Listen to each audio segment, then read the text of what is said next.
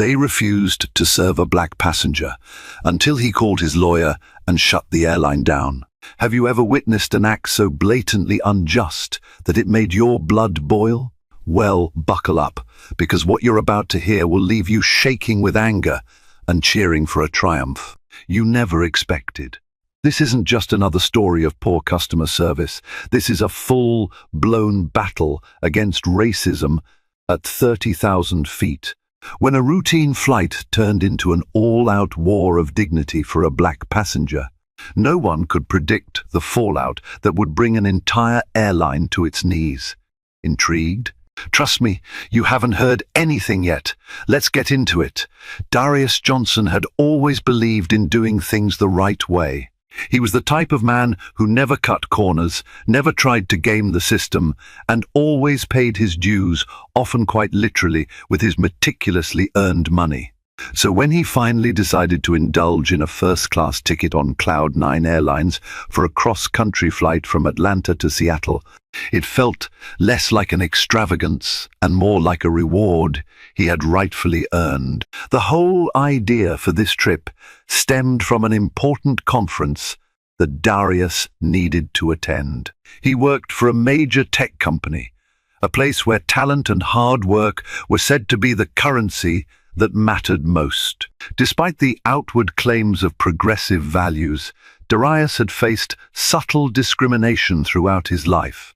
The snide comments, the assumptions, the condescension.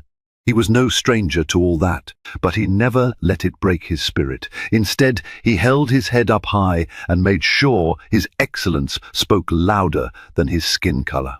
So, with his newly minted bonus, he booked the Cloud9 Airlines seat in first class, a seat he believed symbolized the upward trajectory of his hard-fought career. In the days leading up to the flight, Darius took comfort in planning every detail, from transportation to the airport to the brand-new laptop bag he purchased specifically for the trip. As he read up on the in-flight amenities, he felt a quiet excitement.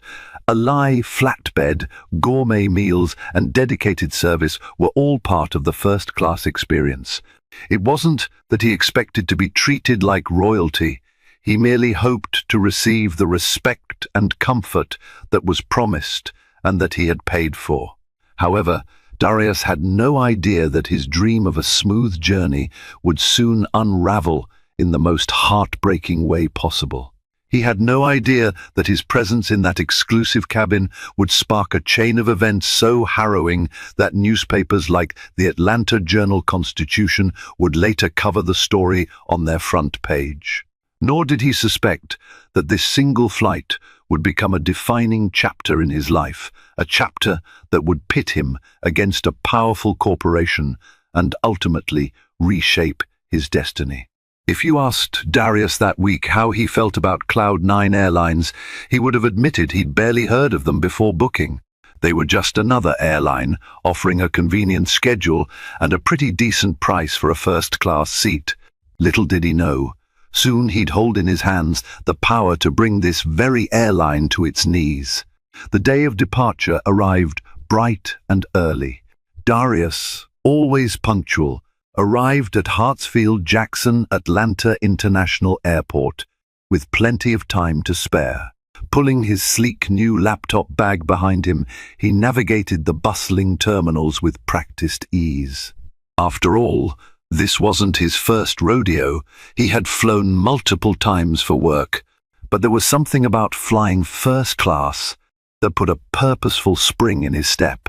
For once, he was going to enjoy a bit of extra legroom and, hopefully, stellar service. At the Cloud9 Airlines check-in counter, everything seemed normal at first. Darius handed over his ID and ticket confirmation to a polite but somewhat distant agent. She tapped on her keyboard, avoided making eye contact, and finally printed out his boarding pass. Then it happened. A flicker in her eyes, a subtle shift in her tone. "Here you go," she said, forcing a tight smile. "Enjoy your flight, sir." He could practically feel the tension. It was the same unspoken vibe he'd encountered countless times, someone noticing his skin color and making assumptions. Was he being paranoid? Possibly. Darius told himself not to jump to conclusions. This was a major airline, and most employees were trained in customer service. Whatever awkwardness lingered, he brushed it aside for the moment. Security went off without a hitch, and soon he found himself at the exclusive first-class lounge. A uniformed attendant scanned his boarding pass. She looked it over once, then looked at Darius, then looked at the pass again. An uncomfortable moment ticked by before she cleared her throat and forced another overly bright smile. "Welcome to the Cloud9 Lounge," she said. "Feel free to take a seat anywhere you like." Darius stepped inside, put his bag down, and tried to relax.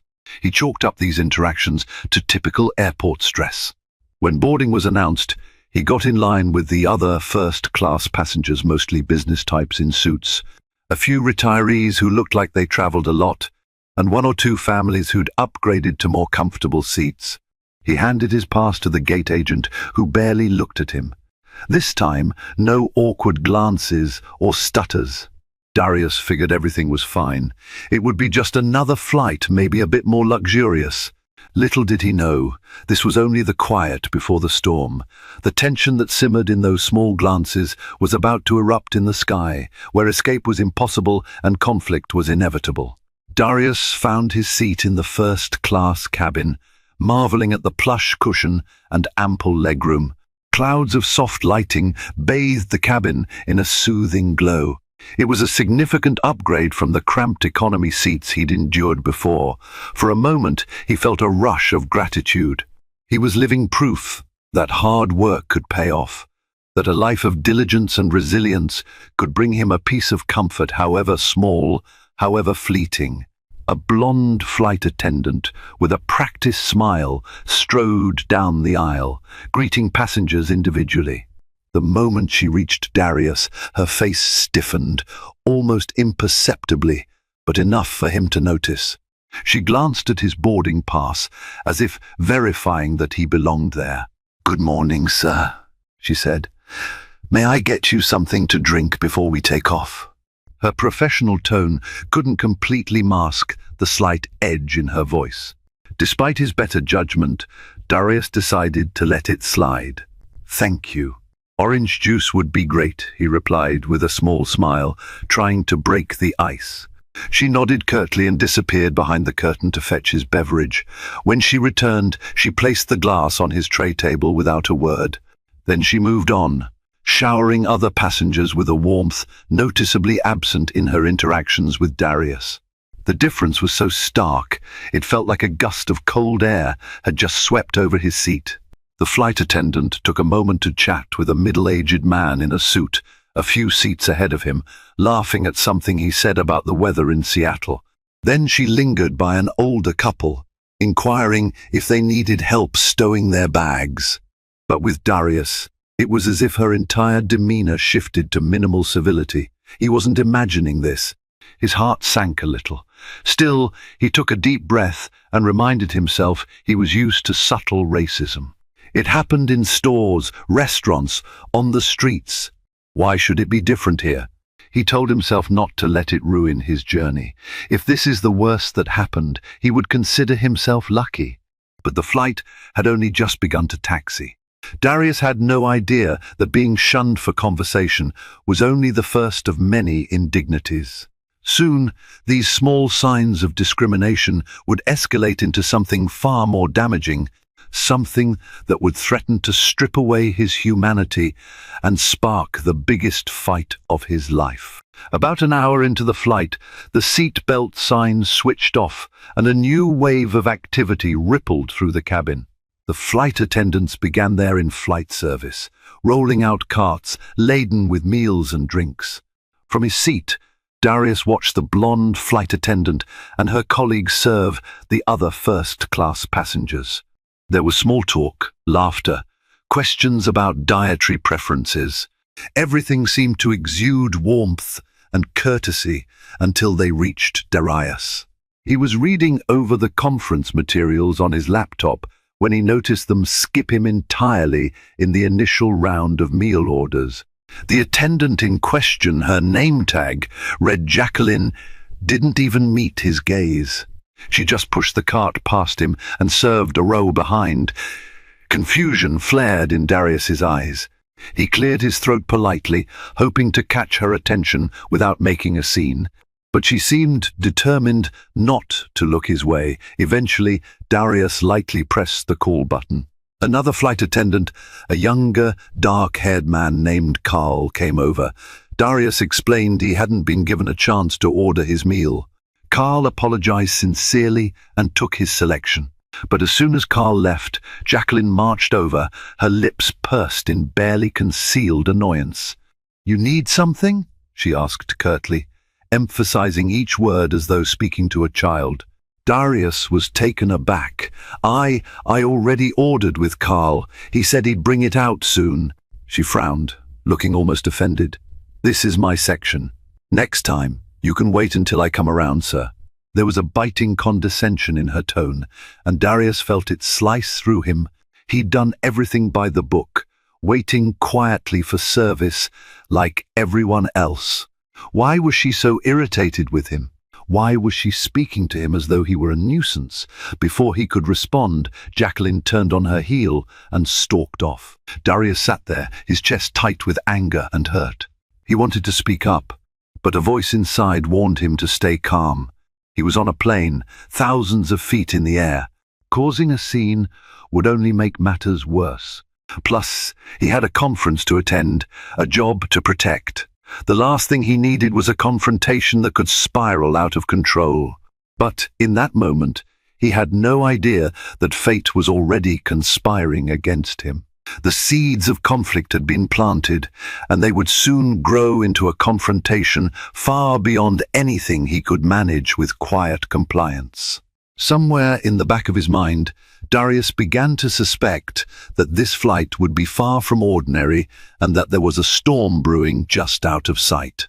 As the flight leveled out in cruising altitude, the cabin lights dimmed slightly, giving passengers a chance to relax or catch some sleep. Darius attempted to focus on his conference materials, but Jacqueline's frosty demeanor kept nagging at him like an itch he couldn't scratch. Every time she walked by, he felt her disapproval radiating in his direction, even though she scarcely glanced at him. He told himself to ignore it, but the tension became more tangible with each passing minute. At one point, Darius noticed another passenger, a white man in an aisle seat, trying to get Jacqueline's attention. She rushed to him, all accommodating smiles. The man had a question about the in-flight Wi-Fi, and Jacqueline patiently explained how to log in and troubleshoot. Afterward, Darius attempted to ask her the same thing. He was having some trouble accessing the internet for his conference materials, but she brushed him off with a dismissive wave of her hand and snapped, "It's in the instructions. Please read them." It felt like a slap in the face. Each microaggression chipped away at his composure, leaving him hot with frustration. He tried to remember the last time he'd felt so blatantly excluded, maybe in high school, when a teacher assumed he couldn't afford a certain school trip, or in a boutique store where a sales associate had followed him around, convinced he was there to steal. But this felt different. Maybe it was because he was stuck with her in a confined space. Maybe it was because he'd paid a premium for this seat, only to be treated like a trespasser in an exclusive club. Whatever the reason, Darius reached a breaking point. He caught Carl's eye as he passed by and asked politely if they could speak somewhere private. Carl led him to the galley at the front of the plane, away from the curious stares of other passengers. "I'm really sorry about all this," Carl began, looking genuinely concerned. "I've noticed Jacqueline's been a bit curt." "I'll speak to her." Darius swallowed the frustration lumped in his throat. "I appreciate that, but I'd like to know why she's ignoring me or speaking rudely. It's constant. I don't want to escalate things, but this is getting out of hand." Carl nodded. "I'll have a word with her, sir. If there's anything else I can do for you, please let me know. I want you to enjoy your flight." Darius thanked him and returned to his seat, hoping that would be the end of it. He had no interest in drama. He just wanted to get to Seattle, attend his conference, and maybe catch a few hours of rest in the process. But the wheels of fate were already turning, and the next phase of this airborne nightmare was about to begin. 20 minutes later, Darius was scrolling through an offline document when Jacqueline appeared by his side, brandishing a tray with his meal. She placed the tray down with a noticeable thud, causing the silverware to rattle. "You spoke to Carl about me?" she asked, her voice dripping with hostility. Darius looked up, startled. The cabin was fairly quiet. A few heads turned at her sharp tone. He forced a calm expression. "I only mentioned that I was having issues getting service, that's all," Jacqueline huffed, folding her arms across her neatly pressed uniform. "You need to understand something. I have a job to do. I can't cater to every little whim, especially when I'm the lead flight attendant for a full cabin." Darius felt his pulse quicken. "I'm not asking for special treatment. I'm just asking for the same service everyone else here is getting." Her eyes narrowed. "I don't like your attitude. I've been working this route for 5 years, and I've never had a complaint until now." He took a deep breath. "I'm not trying to cause trouble, but from where I sit, it feels like you've singled me out." She stared at him, her expression unreadable. Then she dropped her voice to a near whisper, as though sharing a secret she wanted no one else to hear. "People like you come in expecting red carpet treatment, thinking you can throw money around and act like you own the place. Well, guess what? You don't." Darius's heart thundered in his chest. "Excuse me, you heard me. Now, you can either sit down, eat your meal quietly, and stop making a fuss, or I'll call security when we land. Understood?" It was a threat, plain and simple. Darius stared at her, stunned, every muscle in his body tensed. He noticed out of the corner of his eye that Carl was watching from the galley, worry etched on his face. Other passengers had gone silent, their gazes flicking toward him and Jacqueline. In that moment, all the years of microaggressions, of being followed in stores, of having to prove his worth again and again, came crashing down on him. He knew if he let her bully him, it would never end. But he also knew a single misstep could have dire consequences, especially at 35,000 feet. So he did the only thing he could. He calmly told her she was out of line, and then turned to face forward, refusing to engage further in her intimidation tactics. Little did he know, his small stand for self-respect would be the spark that lit the fuse for the explosive events to follow. The mood in the first-class cabin shifted dramatically after that confrontation. Passengers who had been busy with their in-flight entertainment or napping were now wide awake, sensing the thick tension in the air. Jacqueline kept shooting daggers from her eyes at Darius as she continued her rounds, while Carl tried to smooth things over, offering Darius a refill on his drink and an extra dessert to compensate for the unpleasantness. Darius, for his part, was torn between anger and worry. He knew that if he got too vocal or confrontational, it could be twisted against him. He might be labeled disruptive, a dangerous word for any passenger, but especially for a black man in a high-stress environment. He watched the clock, counting the hours until they touched down in Seattle.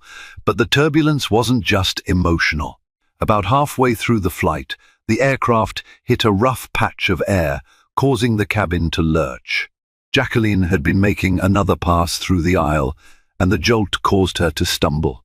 She fell sideways, nearly landing on Darius's armrest. Instead of righting herself and moving on, she caught Darius's eye with a look of unfiltered rage. "You tripped me," she spat, raising her voice. Darius's eyes widened. "No, I didn't." The plane shook. Jacqueline turned toward another flight attendant, as if to gather witnesses. "Did you see that? He stuck out his arm." No one had seen anything of the sort. The flight attendant in question just looked at Jacqueline, perplexed. Passengers around them shook their heads, murmuring that it was just turbulence. But Jacqueline persisted, accusing Darius of trying to cause her harm. This was the moment that truly flipped the switch. Jacqueline's baseless accusation transformed the situation from a matter of poor service into something more serious, potentially a security issue. Darius's heart pounded in his chest, not just from the adrenaline of the turbulence, but from the realization that she was escalating the conflict to a dangerous level. If the captain heard one side of the story, that a passenger had allegedly assaulted a flight attendant, Darius could face immediate consequences, maybe even legal trouble. Carl intervened, pulling Jacqueline away before the situation could worsen. Darius sank back in his seat, a swirl of fury and apprehension clouding his mind. He tried to collect his thoughts, uncertain of how to protect himself from this unfolding nightmare. Little did he know, the worst was yet to come. The moment the plane landed, the fight for his dignity and later for justice would truly begin. When the flight finally touched down at Seattle-Tacoma International Airport, Darius exhaled a shaky sigh of relief. He had spent the last hour of the flight in tense anticipation, wondering if Jacqueline would convince the captain to have him escorted off by the authorities. Each time a flight attendant passed, his heart jumped, worried they might be delivering news of a police presence waiting at the gate.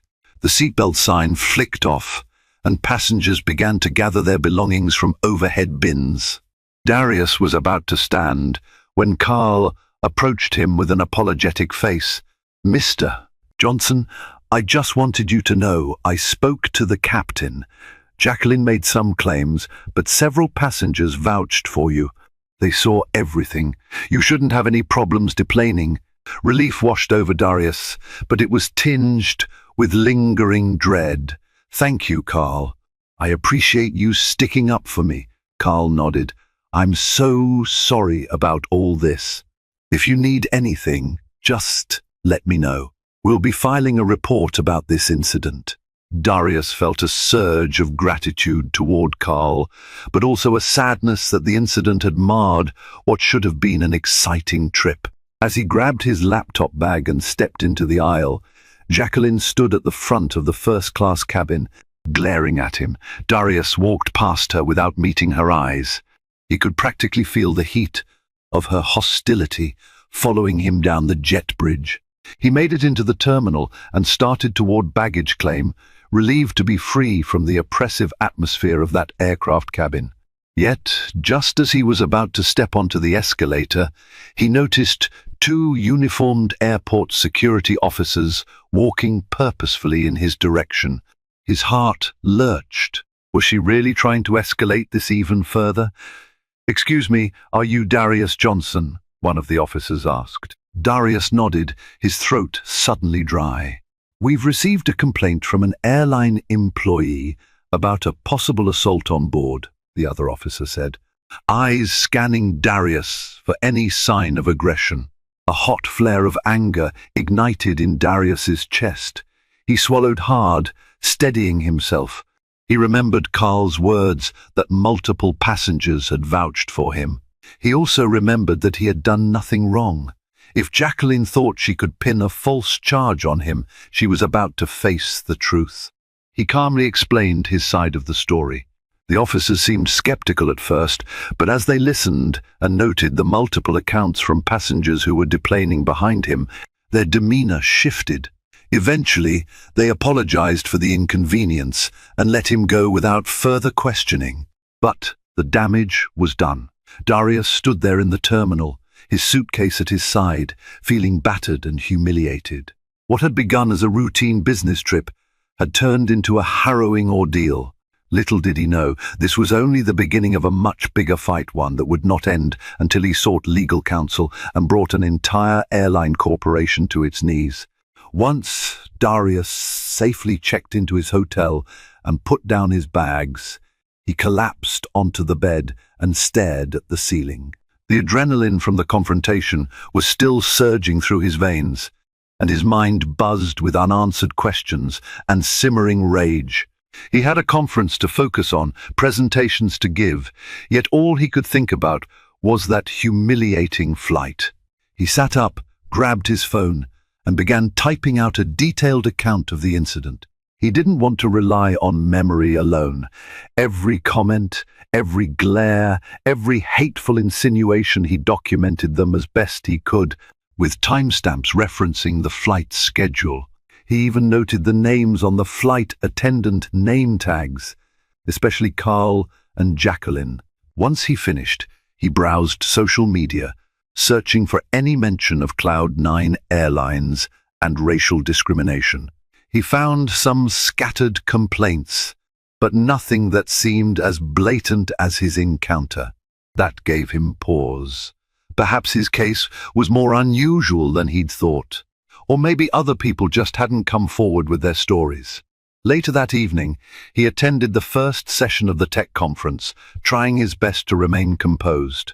When colleagues asked him how his flight was, Darius forced a polite smile and said, "Fine, not wanting to air his ordeal in public just yet," but inside he fumed with righteous indignation. He was tired of always having to bite his tongue, to be the bigger person in situations of blatant injustice. After the session, Darius retreated to his hotel room.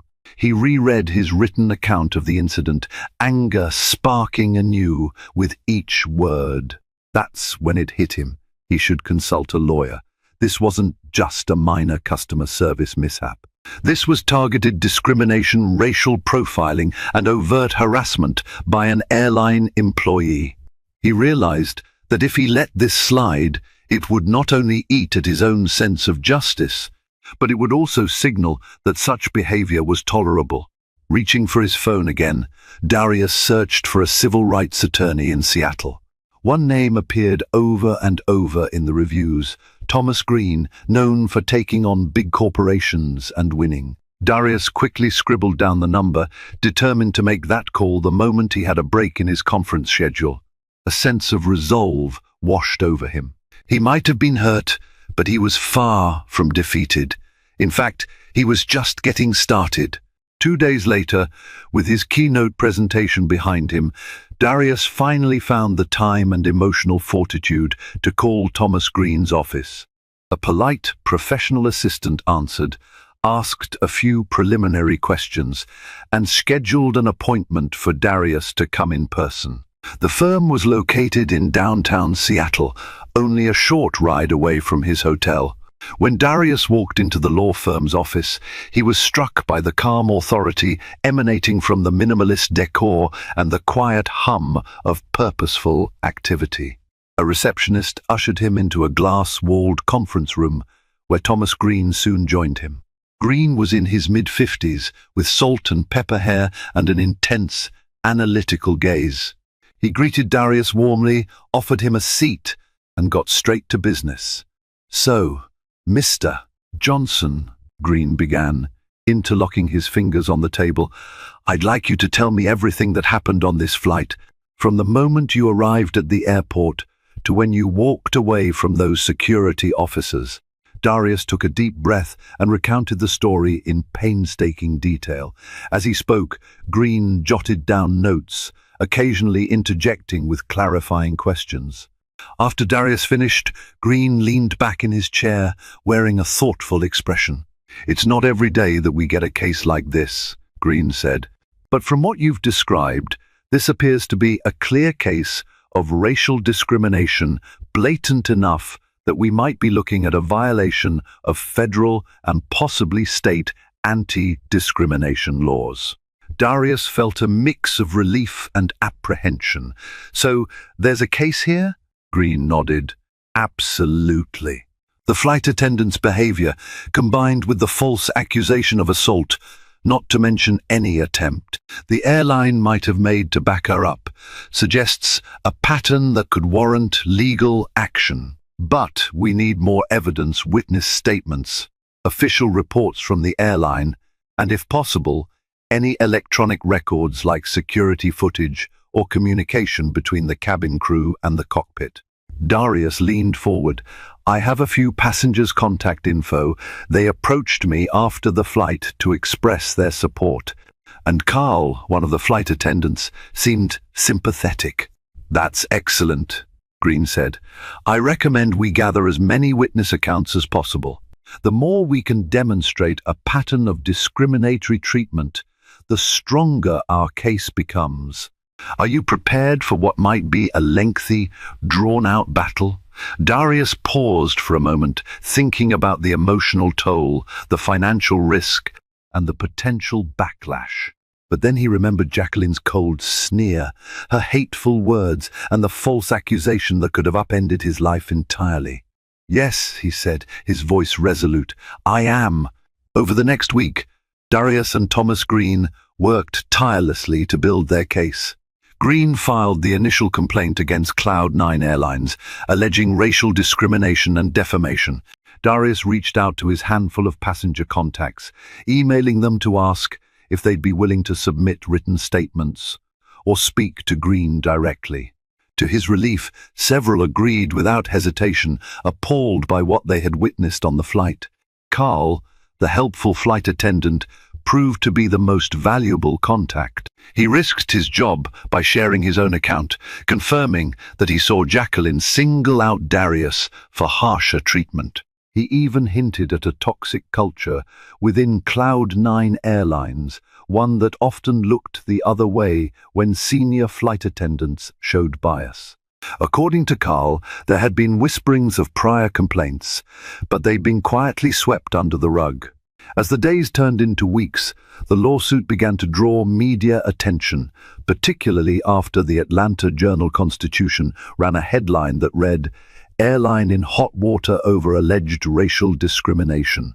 Darius found himself fielding phone calls and emails from reporters, advocacy groups, and even other victims who claimed to have faced similar discrimination on flights.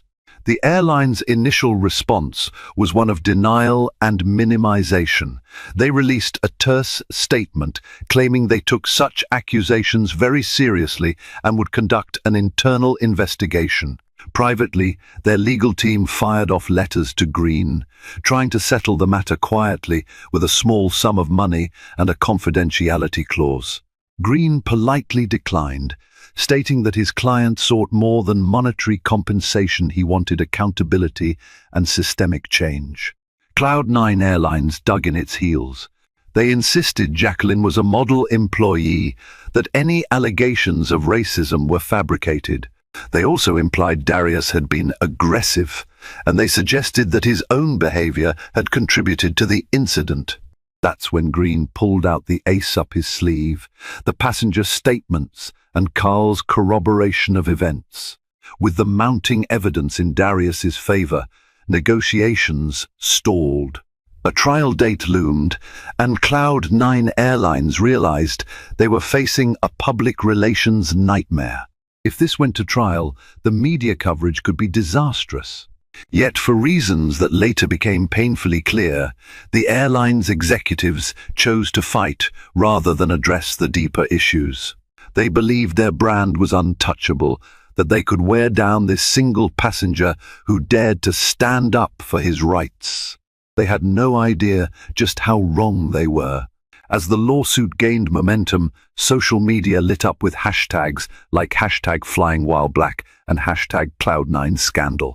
Activists, influencers, and everyday passengers shared their own stories of discrimination in the skies, many directed at Cloud9 Airlines. While not all stories were as severe as Darius's, the sheer volume suggested a troubling pattern that the public could no longer ignore. News outlets across the country began picking up the story, and soon Darius's face appeared on television interviews. The more he spoke about his experience, the more people rallied around him. He was not just fighting for himself, he was standing up for the countless individuals who had faced similar mistreatment, but lacked the platform or resources to fight back. Meanwhile, Cloud9 Airlines scrambled to manage the crisis. Their PR team released carefully worded statements about their long-standing commitment to diversity and inclusion, but these rang hollow in the face of mounting evidence. Stock prices for the airline took a hit as investors grew nervous about the looming lawsuit and the negative publicity. Throughout this maelstrom, Darius tried to maintain a sense of normalcy. He continued his work at the tech company, focusing on his projects and deadlines. Yet, he couldn't escape the constant calls from reporters, the social media mentions, the supportive emails from strangers who wished him luck. His life had become a public battleground for racial justice, something he never sought, but was now committed to seeing through. Thomas Green worked around the clock, preparing for the possibility of a trial. He also leveraged the media attention, giving press statements that highlighted the broader systemic issues. "This isn't about one bad flight attendant," he said repeatedly. "This is about a corporate culture that permits or even fosters discriminatory treatment. It must end." As tensions reached a fever pitch, rumors circulated that Jacqueline had been placed on administrative leave, though Cloud9's management refused to confirm or deny it. Some speculated she might be the scapegoat, that the airline would sacrifice her to save its own reputation. But Darius and Green knew that firing one employee wouldn't fix the deeper problem. They pressed forward, determined to hold the entire airline accountable. In the midst of all this, Darius never lost sight of why he fought. It was for that young black kid who might save up for a first-class seat one day, only to be told he didn't belong. It was for every moment he had been judged by his skin color rather than his character. For the first time, Darius felt like he had the power to make a difference, and he would not let go of that responsibility easily.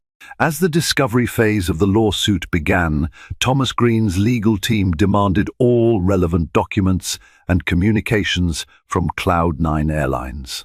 Much of it was standard procedure: flight logs, crew assignments, training manuals, and any past complaints similar to Darius's.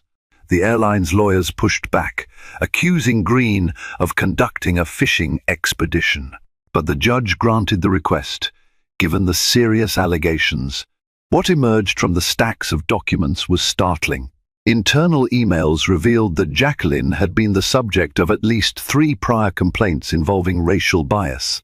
In each case, the airline quietly offered the complainants a voucher or a small settlement, extracting a non-disclosure agreement to silence them. There was even an email chain in which a manager wrote, "We need to keep this quiet." Negative press could be damaging. Darius felt a wave of vindication tempered by outrage when Green showed him these documents. The airline had known about Jacqueline's behavior and done nothing to correct it. Instead, they chose to shield her and themselves behind hushed payoffs and legal maneuvers. It was a damning revelation that painted a picture of willful neglect. Moreover, Carl's testimony became even more critical. He confirmed that he had personally witnessed at least one of these prior incidents with Jacqueline, though he'd been too new at the time to fully understand the implications. His account matched the airline's internal emails, making it clear that Cloud9 Airlines had failed in their duty to protect passengers from discriminatory treatment. Armed with these discoveries, Green moved for a summary judgment, arguing that the airline's liability was clear. But the airline's attorneys stubbornly refused to concede. They wanted to fight in open court, perhaps clinging to the hope that a jury might be sympathetic to their defense or that some procedural technicality could save them. In the court of public opinion, though, the airline was already losing, and losing badly. As more details emerged, social media exploded. Hashtags like #CloudedJudgment and #9strikesyou'reout trended nationwide. Influential figures began calling for a boycott of Cloud9 Airlines, urging people to find alternative carriers until the company addressed the allegations head-on. Darius watched the unfolding drama with a mix of anxiety and resolve. He had never envisioned himself as a civil rights crusader, but there he was, at the center of a storm that he couldn't have predicted. Part of him wanted to go back to a life of anonymity, but another part recognized the profound significance of this moment. If he succeeded, it wouldn't just be a personal victory, it could be a stepping stone for broader change in the airline industry and beyond. The day the trial finally began, a throng of reporters clustered outside the courthouse. Darius and Thomas Green made their way through the crowd, ignoring the barrage of questions and camera flashes. Inside, the tension was palpable. Cloud9 Airlines had brought a high-powered legal team, while Green was flanked by associates armed with dossiers of evidence. Spectators filled the courtroom. Some were activists, some were law students, and others were simply curious onlookers drawn by the high-profile nature of the case. During opening statements, Green laid out a meticulously crafted narrative. He emphasized that this case was about systemic racial discrimination, about an airline that knowingly harbored a flight attendant with a history of biased behavior, and about a courageous passenger who stood up and said enough. The airline's lawyer countered that the events were blown out of proportion, that the prior complaints were unrelated and resolved amicably, and that Darius himself had been confrontational. Then came the witness testimonies. One by one, passengers from Darius's flight took the stand, recounting how they observed Jacqueline's hostility and how she blatantly ignored or belittled Darius. Their testimonies were consistent, painting a damning portrait of her discriminatory actions. Carl's testimony was the highlight. He recounted everything in a calm, matter-of-fact tone, directly contradicting Jacqueline's version of events. Jacqueline's turn on the stand came with a flurry of tension. She looked nervous, her eyes flickering between her own attorney and the jury. She stuck to a rehearsed story that Darius was demanding, that he tried to trip her, that he instigated the conflict by constantly pressing the call button. But Green meticulously picked apart her account, using flight logs, passenger statements, and her own contradictory words from previous depositions. The most devastating blow came when Green introduced the internal emails into evidence. The courtroom fell silent as Green read them aloud, each line a scathing indictment of the airline's deliberate cover-ups. By the time he finished, Jacqueline's face had turned ashen, and the airline's legal team looked visibly rattled. For the first time, it seemed inevitable that Cloud9 Airlines would have to face full accountability for not just Jacqueline's actions, but also their broader institutional failures. As the trial went on, public support for Darius soared. Grassroots campaigns sprouted online, encouraging travelers to avoid Cloud9 Airlines. Some major corporate travel agencies even dropped the airline from their recommended lists. Through it all, Darius stayed focused, drawing strength from the knowledge that his fight was bigger than himself. And with every piece of evidence that Green skillfully introduced, the cracks in Cloud9's defense widened, inching them closer to the brink of a historic downfall. After a tense deliberation, the jury returned to the courtroom with the verdict. The atmosphere was electric. Reporters scribbled notes, cameras clicked and flashed, and spectators leaned forward in their seats. Darius's heart pounded so fiercely he thought it would leap out of his chest. The jury found Cloud9 Airlines liable for racial discrimination and defamation.